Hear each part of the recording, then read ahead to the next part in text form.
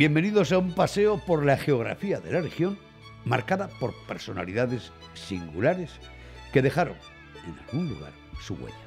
En este programa recordaremos esos lugares, con esas historias que forman parte de la oferta turística y que además son iconos culturales. Hemos elegido 9 contenidos recuperados del archivo del Arcón, donde la tierra y el personaje se unen.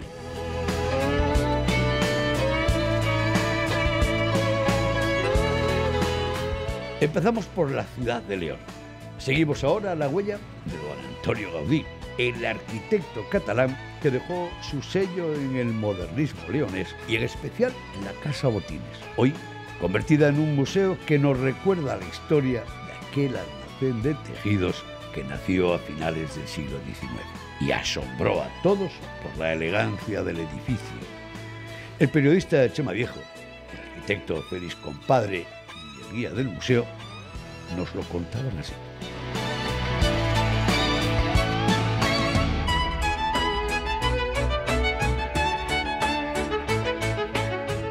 Tú estás viviendo esta última etapa de Palacio Botines. Hasta ahora era una estampa, pero ahora ya el turista leonés, todo el mundo sabe lo que hay dentro. Bueno, hemos tardado en crear expectación, ¿eh? Han sido 125 años de mantener esa expectación y finalmente hemos conseguido abierto al público. Bueno, era un edificio que surge, ha sido siempre con un uso estrictamente privado, surge como un edificio familiar, un edificio también de vecinos y con un negocio, luego posteriormente la etapa del banco y ha estado siempre cerrado al público, salvo una pequeña sala de exposiciones que se abría con una cierta periodicidad. Por eso nosotros utilizamos el claim, después de 125 años tenemos mucho que enseñar.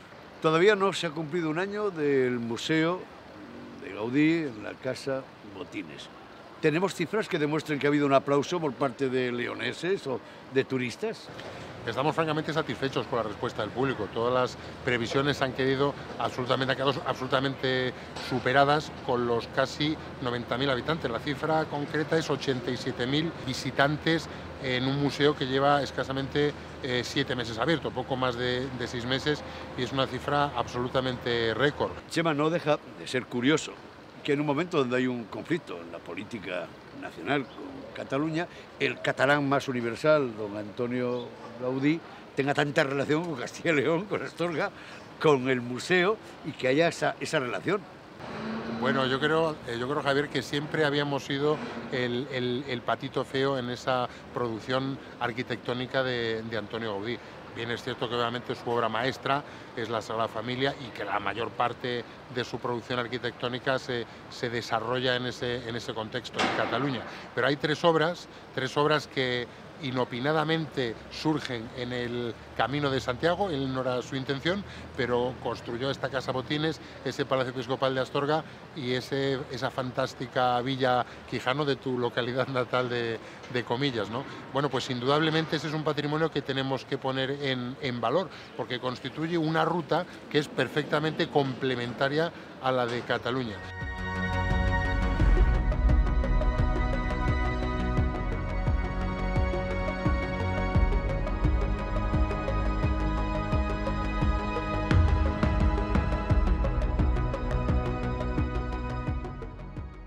Félix, la escalera por la que he subido, la forja que le acompaña, el pasamanos, esta madera que tengo aquí, esta ventana, lo que estoy viendo, todo esto tiene el sello y el toque de Antonio Gaudí. Así es, estaba aquí.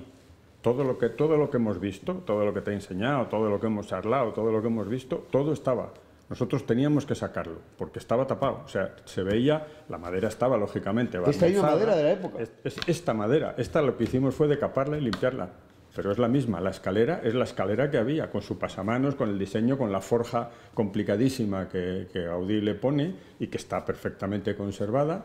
Bueno, todo, solo que estaba oculto. Las paredes de la escalera estaban tapadas con una esterilla y un chisme, lo sacamos y debajo había un dibujo hecho a mano y tal, que nosotros hemos vuelto a reproducir en lo que faltaba. Lo de la ventana de guillotina en León no existía. Lo de la ventana de guillotina es un invento que lo tiene fuera y dentro.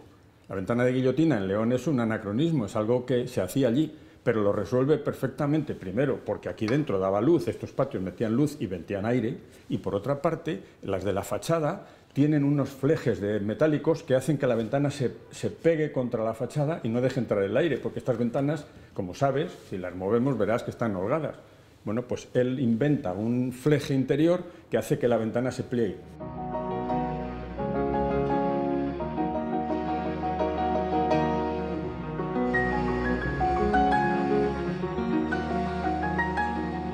Miles de visitantes han entrado en el nuevo Museo Gaudí de Casa Botines.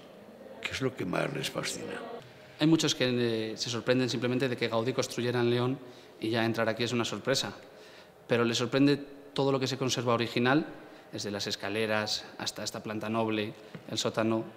Le sorprende encontrarse a Gaudí aquí. Supongo que su arquitectura es importante, el edificio también, pero el personaje, el arquitecto catalán Antonio Gaudí, ¿el personaje llama la atención también?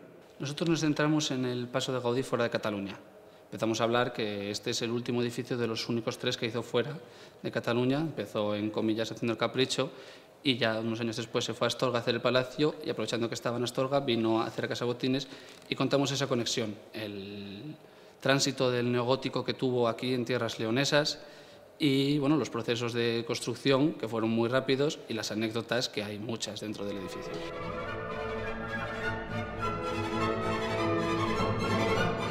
Seguimos el rastro del poeta Antonio Machado, pero en esta ocasión nos vamos a la ciudad de Segovia, donde pasó un largo periodo de su vida y en donde existe un pequeño museo que recrea su estancia en la Pensión Julia, en la ciudad de Segovia. 2 miembros de la Real Academia de Historia y Artes San Quirce nos hablan de esa pensión donde vivió y de su relación con la Universidad Popular.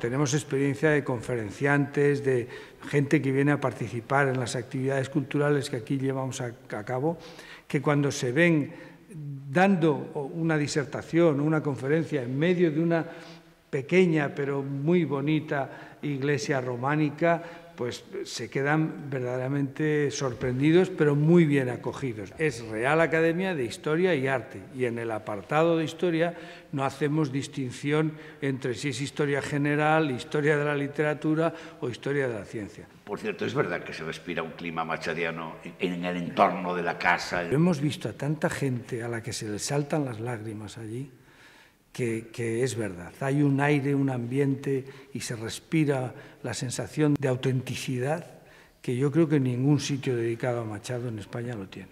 Juan Luis, me prometiste que al llegar a la casa museo de Machado íbamos a tener un guía de excepción. ¿Es cierto? Hacer de guía una autoridad moral, intelectual y artística, no solo de Segovia, de Castilla y León, yo diría que de España, de Europa y del mundo, que es don Carlos Muñoz de Pablos, que es académico numerario y que además es el conservador de la Casa Museo y un defensor de su actualidad y de su historia.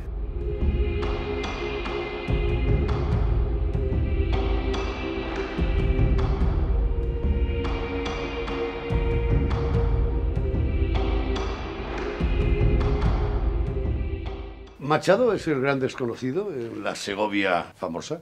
No, Machado es como un vecino más de Segovia, ¿no? Precisamente por el sitio que estamos y la gente que propició la compra de todo esto. Esto se ha ido comprando trocito a trocito, ¿no?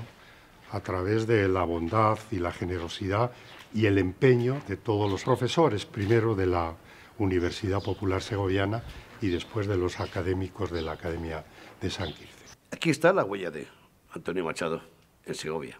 Este fue el escenario en el que él compartió su vida con la ciudad y con los segovianos. Estamos en la calle de Desamparados. Esto era una pensión muy modesta, administrada por doña Luisa Dorrego. Él había estado en un hotel antes y no podía pagar el hotel de la ciudad. Y busca esta pensión donde está al alcance de su sueldo y sobre todo de de su forma de vivir. Las casas museos de los escritores españoles, como es la de Federico García Lorca, las casas son propiedad de esa familia burguesa. Esta casa de Antonio Machado es una hospedería. Fíjate que bien encaja toda esa historia con su persona, su forma de vivir y su ideología. Él es un viajero y vive en este recinto, en este espacio, vive como piensa.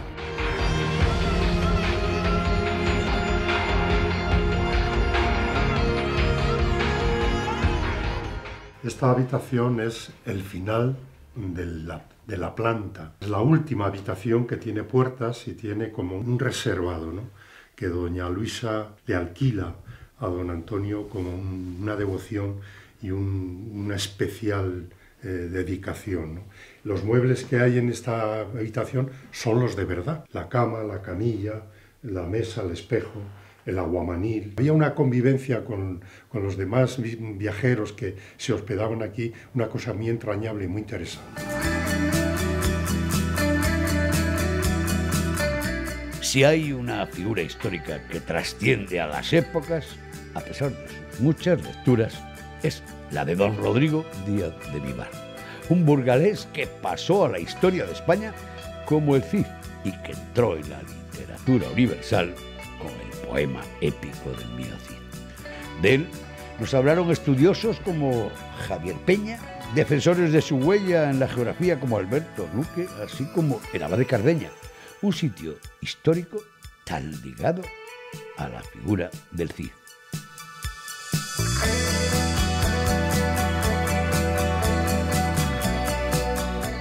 Alberto, ¿cuántos años llevas ya vinculado a los caminos del Cid? Pues 10 años llevamos ya en este camino, 10 añitos. Oye, ¿qué es el camino del Cid? Bueno, es un itinerario turístico-cultural que comienza en Vivar del Cid, en Burgos, y termina en Orihuela, en Alicante. Y a su paso atraviesa 8 provincias de 4 comunidades autónomas, que son Burgos, Soria, Guadalajara, Zaragoza, Teruel, Castellón, Valencia y Alicante. El instrumento para canalizar a esos viajeros es el Consorcio Camino del Cid, que es una entidad que se creó precisamente hace 10 años, un poquito más, y la forman 8 diputaciones provinciales, las 8 diputaciones de las provincias por las que pasa el Camino del Cid. Háblame de los contenidos. ¿En qué se basa?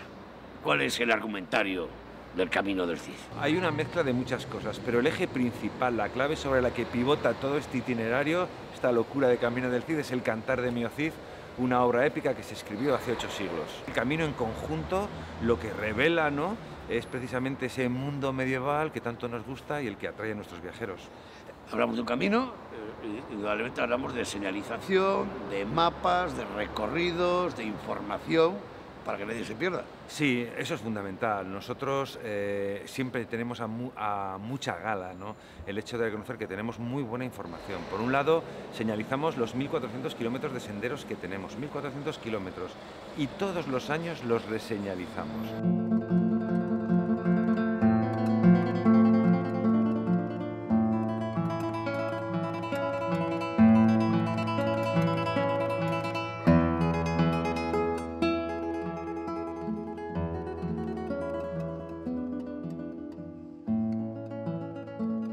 La historia, desde luego, es amplia sobre la figura del Cid, pero ¿dónde comienza el mito? Después de estar en Zaragoza, vuelve aquí un año y después el rey le manda a Valencia a gestionar los intereses del rey de Castilla en Valencia. El rey le destierra otra vez estando allí y a partir de este segundo destierro del Cid, el Cid se dedica a trabajar por su cuenta. Ya no va a trabajar nunca para nadie. Y conquista Valencia y desde Valencia defiende Valencia frente a los ejércitos almorávides en 2 ocasiones. No lo había hecho nadie en todo el mundo cristiano. El Cid se hace príncipe de Valencia, tiene su corte allí, lo hace bastante bien y se muere en 1099. El reino de Valencia lo hereda su mujer y lo gestiona durante 2 años bien, sin ningún conflicto. Pero después vienen los musulmanes otra vez, los almorávides, va Alfonso VI y entre los dos se ponen de acuerdo que aquello no se puede gestionar desde Castilla y lo abandonan.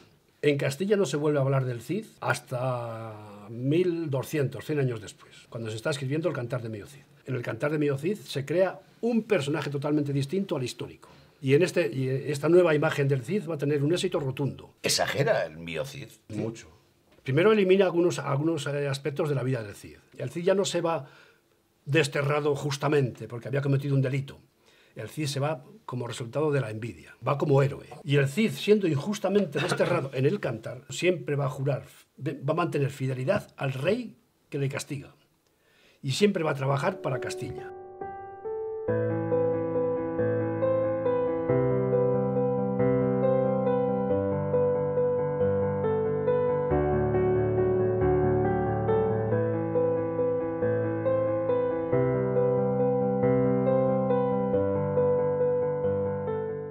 Fray Roberto de la Iglesia, ese es el nombre.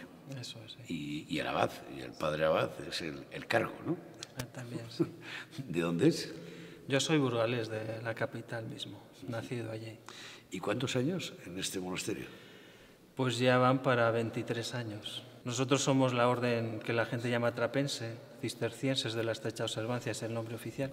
Y de esta orden quedan 3 monasterios en Castilla y León. Supongo que, además de los feligreses que vengan al culto y a la misa, son muchos los visitantes que vienen movidos o siguiendo la huella del Cid. Pues hay mucha gente, evidentemente, que viene buscando la relación del Cid con Cardeña, o la figura del Cid, quieras que no, incluso en los últimos años es como más relevante que antes. Y este monasterio ha tenido mucha relación con el Cid desde tiempos del Cid, evidentemente, ¿no? En primer lugar está el hito de Babieca en la entrada del monasterio. En la misma portería del monasterio está una gran figura del Cid montada a caballo. Y aquí en el interior de la iglesia pues tenemos al que fue su lacayo, Gil Díaz. Y después está la capilla del Cid, que es sobre todo el lugar más cidiano por excelencia, donde estuvo enterrado el Cid y doña Jimena durante muchos siglos, concretamente 8, y donde están parte de su familia, sus amigos, allegados, etc. También está la Torre del Cid, que llamamos así porque es del tiempo del Cid, y según la leyenda dice que desde una ventana de la misma, pues doña Jimena, la mujer del Cid, se despidió de él cuando se iba hacia el destierro. Y también conservamos en el interior, en el que llamamos el claustro del Cid, una lápida donde pone concretamente: aquí estuvieron los palacios del Cid hasta el año 1711. Llegamos a la provincia de Soria. Seguimos los pasos del Cid. En esta ocasión, el escenario elegido es el que algunos apuntan como el lugar donde se emplazaba la afrenta de Corpes que narra el Cantar del mío Cid.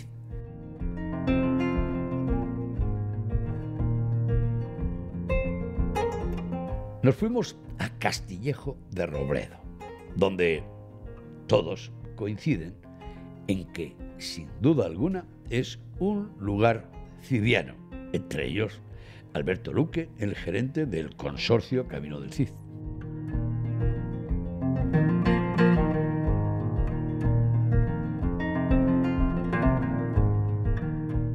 Alberto, este es uno de los lugares, de los sitios cidianos más sorprendentes. Así es, así es. Es un lugar mágico por muchos motivos. No sé si nos cabría en una lista, pero tenemos el espacio, paisaje increíble. Hay desde sabinas, robles, que los hay pinos, estamos metidos en un valle con la separación entre Burgos y Soria y de repente entramos en un lugar casi telúrico. Tenemos la ermita rupestre de la Virgen del Monte. Tenemos también aquí una pequeña leyenda, una fuente donde se dice, la gente de Castillejo dice que emanaba aceite, y sobre todo tenemos un enclave literario único.